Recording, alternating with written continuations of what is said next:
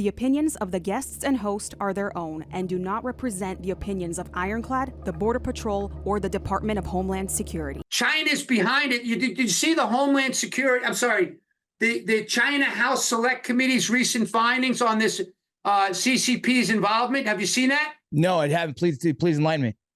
Okay, so I participated with this group, and afterwards I was actually briefed up, and I saw the website.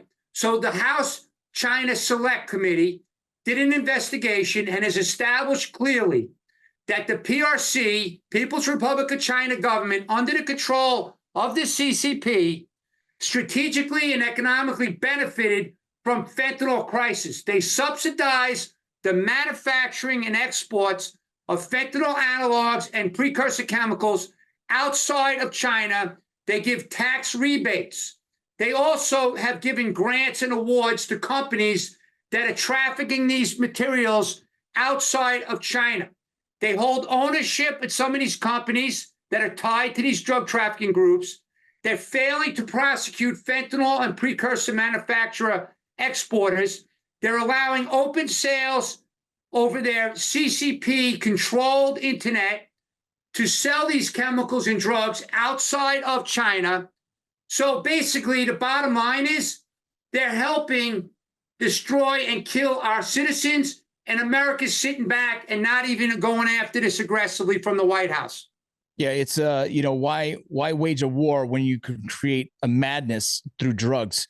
You can destroy a country internally through just drugs. Right. They're basically taking advantage of America's addiction to drugs. They're operating in a stealth operation under the disguise of drug addiction, and they're wiping out our future generation. And by the way, on that note, because you brought it up, I want you to know, my friend here, Vince, U.S. military's dying at record levels as well. Oh, yeah. I've personally have seen that happen. Yeah.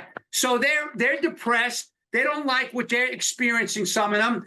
They're going to turn to these drugs. Look, the West Point cadets. 2 years ago, I got called late night to go on a national news show in the morning because 5 cadets went down from snorting what they thought was cocaine. It was actually fentanyl. And so thank God they all lived, as far as I know. But Vince, one other thing that I want you to realize is that what's frustrating me, and you could see the intensity and how pissed off I am, because I work with the Army of Families. I hear the stories every day. I got a message the other day. The lady said, "Hey, Mr. Maltz, you remember when we were working together at the Lost Voices of Fentanyl rally, putting up the banners? Guess what? I just lost my second child to fentanyl poisoning this weekend." So this is the kind of stuff I get hit with.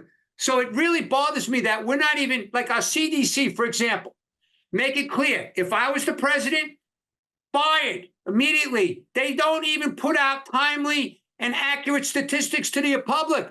When COVID was going on every night, COVID cases, COVID deaths, we don't even know how many people have died from fentanyl. The numbers are rough estimates, but more importantly, we don't even know the hundreds of thousands that have been saved by Narcan, because no one's tracking the fentanyl poisonings, the mass casualties that the EMS are saving on every one of these calls.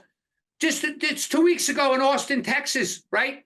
We had like 11 dead, 79 poisoned in Austin, Texas, the capital of Texas. And by the way, the EMS, they said it was like 1,000% increase in EMS calls. It's insane. We're not even tracking that. Yeah, law enforcement officers currently almost in Texas everywhere have Narcan or a derivative of that, as well as EMS. It's become a thing where it's just your normal daily carry. That's crazy.